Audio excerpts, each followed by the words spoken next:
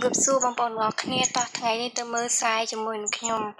ហើយនៅផ្ទះខ្ញុំឲ្យនឹងស្អាតខាងនេះផ្កាដុះច្រើនខាងមែនតើផ្ការីកពេញផ្ទះតែម្ដងបងប្អូនទាំងអស់គ្នានេះខ្ញុំចាប់ផ្ដើមទៅមើលស្រាយព្រោះអីខ្ញុំមិនដែលបានទៅទេហើយពីផ្ទះរបស់ខ្ញុំទៅស្រាយគឺឆ្ងាយតែបងប្អូនប្រហែលជា10នាទីដែរអញ្ចឹងណាបងប្អូនទាំងអស់គ្នាហើយគឺតាមផ្លូវជាក្តៅខាងមែនតើមេក្តៅខាងមែនតើបងប្អូនអើយដែលមានឃើញទេនៅស្រុកស្រែបងប្អូន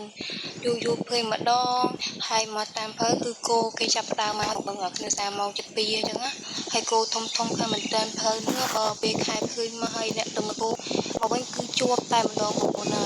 យគឺស្រូវទុំបានប្រហែលជាមួយចង្អោតដៃទេបងប្អូនដោយសារវាសើមានទឹកទេពួកឯខែនេះវាខែ8តែវាអត់មានទឹកទេហើយទឹកមានតែក្នុងស្រាតិចនឹងបងប្អូនទាំងអស់គ្នាកាលមួយខែ8ខ្ញុំដើរចាប់ត្រីចាប់អីហើយស្បូតត្រីខាងមែនតែខែនេះខែ8ហើយមានទឹកក៏មានភ្លៀងតែម្ដងភាគច្រើនភ្លៀងគឺនៅផ្សារនៅក្នុងខេត្តអញ្ចឹងបើនៅតាមជនបទដូចផ្ទះខ្ញុំអ្នកភូមិខ្ញុំគឺអត់សូវទទួលបានទឹកភ្លៀងទេហើយពិបាករកត្រីដែរណាបងប្អូនគ្នាឥឡូវនេះខ្ញុំបានមកដល់ទំនប់3បងប្អូនគ្នាតែខ្ញុំមិនហ៊ានទៅដល់អូនពីព្រោះអីស្ងាត់តែយើងមកម្នាក់ឯងអញ្ចឹងយើងហ៊ានទៅទេក៏ប៉ុន្តែនៅអូនខ្ញុំគេស្គាល់មនុស្សទេតែ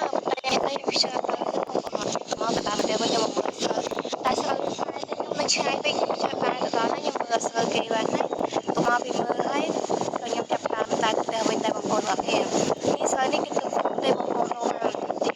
ហើយបើស្រូវពីណានៅក្នុងខ្នងហើយជាគោស៊ីបងប្អូនហើយតែស្នាស្រូវខ្ញុំមិននៅអូវានៅជាប់លើអូននៅដល់ចិត្តគ្រូដែរណាបងប្អូនមកគ្នាតែស្រូវខាងទំនប់នេះអត់ដល់ទេវានៅឆ្ងាយគេដល់យូរខាងមកតែបងប្អូនមកគ្នាហើយនេះគឺស្ងាត់ទៅបងប្អូនអ្នកភូមិខ្ញុំអញ្ចឹងបងប្អូនមកគ្នាហើយទៅពេលទឹកនេះចាក់ខាងមែនតែនភាសាវាមានទឹកមានដើមឈើអញ្ចឹងបងប្អូនមកគ្នាហើយខ្ញុំតែងតែបែរទៅយកមកធ្វើជីនទៅរហូតដល់បងប្អូនទាំងអស់គ្នាការទទួលសប្បាយខាងមែនតែនឲ្យមកវាម្ដងដើរចាប់ត្រីទៅមកវាប្រព័ន្ធជើងទុំម្ដងខ្ញុំមើលចុះទឹកតែម្ដងហើយខ្ញុំចូលចិត្តចាប់ត្រីខាងមែនតែនតែខ្ញុំខ្លាចឈើណាស់